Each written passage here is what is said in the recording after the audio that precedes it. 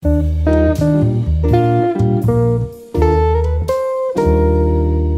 title, A Pregnant Woman Wishing Her Child to Be Beautiful Must Look at Beautiful Objects, comes actually from a text I was reading by Joseph Brodsky called Watermarks.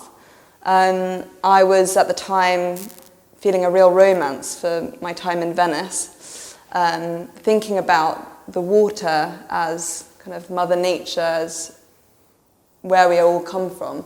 And then I started thinking about ourselves as artists, as creators, and how that relates to our own being. As someone that's looked really closely at the body, I think it's natural that you start with your own body as original sculpture, and how this extends to your making practice. I mean, it just was kind of an organic way of thinking. All the work, in reality, is very glossy, shiny, almost gross at times. The black sculptures downstairs are coated in a clear gloss that's almost bubbly. It's kind of abject and very bodily, which kind of contradicts the medium itself of the terracotta. Obviously, the secondary imagery, removes the shine. But I'm interested in this idea of making things look special and fancy even when they're not, that they become prototypes or simulations of something that could be special.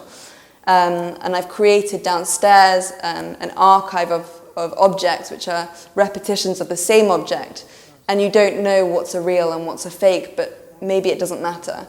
I think about kind of relics, about memory, about nostalgia, a lot in my making practice, about this idea of making fakes feel like relics, about the history that we impose on objects, that we can go to museums, that we can experience history through functional objects, which might not have had a function as far as we know, but we're told this by other humans, and we painfully preserve these things with the hope that we might escape our own mortality, that we could live forever through objects. And so really an archive of memory exists in archiving objects.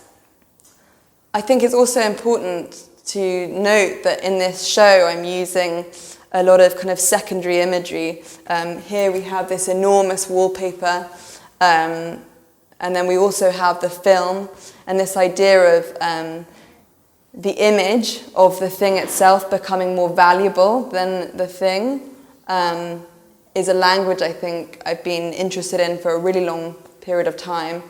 I've produced a series of works called the Cataloguing series, where I make really low-resolution images and sell them as special artifacts. And I think this is a conversation that's important having in a time where we have an explosive art market that is not always very easy to understand. And I think by challenging that through the work, we might be more capable of kind of coming to terms with it. And I think it's particularly pertinent that as this show is opening here in Romania, we have Frieze, the art fair happening in London, where it is just all about money. I predominantly, at the moment, work in clay and ceramic.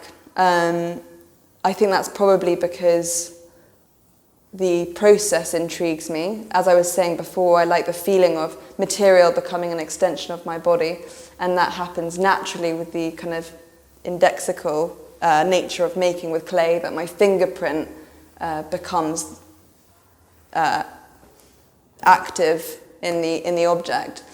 I also am interested in the alchemical process of firing things, that it kind of embodies all of the elements, fire, water, air, everything, and then it becomes this breakable, special object.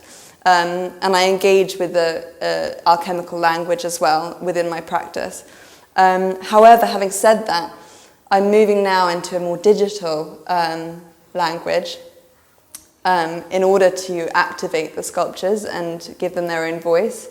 I'm also interested in this idea that ultimately the real preservation is in coding, in numbers, in the TV screen. Strangely enough, my inspiration is a lot from text.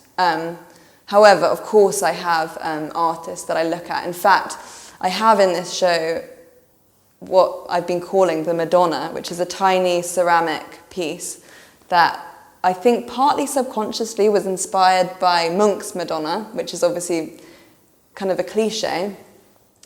But this idea of the sexualized female form that also is so taboo, to take a motif that should be so pure, the woman that was the mother of Jesus through Immaculate Conception, and then turning her into this naked, sexy lady seems so uncomfortable and challenging.